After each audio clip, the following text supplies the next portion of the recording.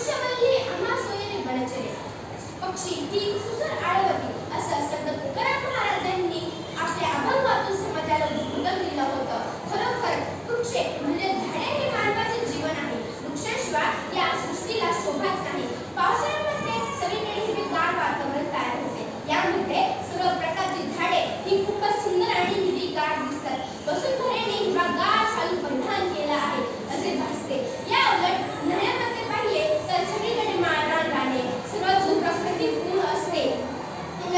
म्हणूनच मी सांगते की वृक्ष लावा आणि त्याची जोपासना म्हणजे संवर्धन करा. आपल्याला परिसरामध्ये अनेक प्रकारची झाडे पाहायला मिळतात. ही झाडे म्हणजेच मानवाचे जीवन आहे. कारण मानवाला जगण्यासाठी लागणारा ऑक्सिजन वायू हा वृक्षांपासूनच मिळतो.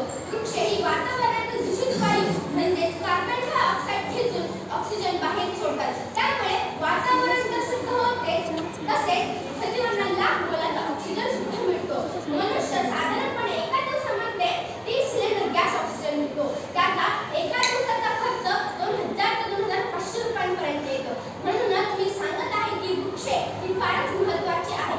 वृक्षांपासून आपल्याला विविध प्रकारचे फायदे मिळतात. वृक्षांपासून आपल्याला फळे, फुले, लाकूड, सावली इत्यादी मिळते. त्याचबरोबर पक्ष्यांसाठी, जनावरांसाठी फळे,